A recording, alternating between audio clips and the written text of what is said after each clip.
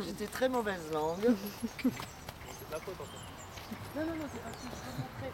Je vais bien prendre les informations, mais je voulais savoir s'il les faisait parce qu'avec son encolure Un peu bizarre. un peu forte, j'étais pas sûre du tout que si. Mais il les fait même assez facilement. Enfin, il est pas. Donc. Alors nous, quand on travaille soit dans la... Oh bah je t'en prie. Soit dans la rectitude, c'est-à-dire soit on travaille toujours droit, soit en incurvation. C'est-à-dire que quand on tourne, on incurve le cheval. Alors plus ou moins, hein. Et bonhomme, viens là parce que je voulais montrer quelque chose.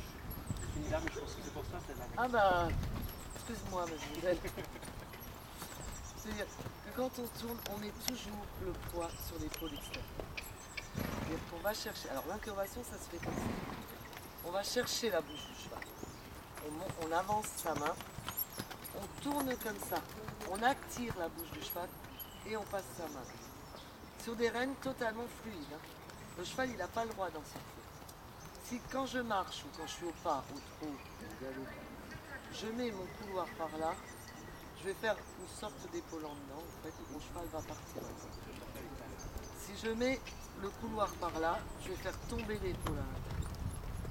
C'est simplement en déplaçant le couloir que je vais mettre du poids d'un côté ou de l'autre.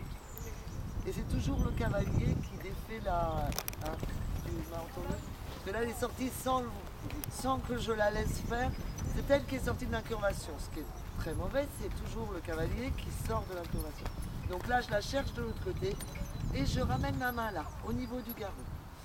Alors, une chose qu'il faut regarder, la différence de longueur de rêne entre ma main extérieure. Fatalement, si je la plie d'un côté, ça va être plus court. Ce qui ne veut pas dire, je ne tire jamais, hein. J'attire déjà. Je ne fais pas ça. Hein. Parce que là, je vais engendrer une contracture. Non, je la cherche. Alors là, je le fais exagérément. Hein.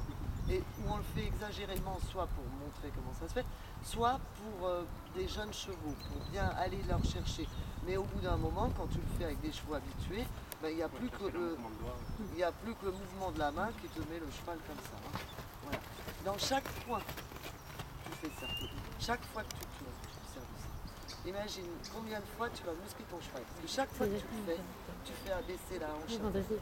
Chaque fois, la hanche est obligée de s'engager. Parce qu'à chaque fois, justement, elle coupe et ben voilà. à la ramener dans le coin. Oui, voilà, c'est justement ça. Et oh. C'est la mienne. C'est la mienne. Elle s'appelle Jade. Allez. C'est moi qui vais sauter avec.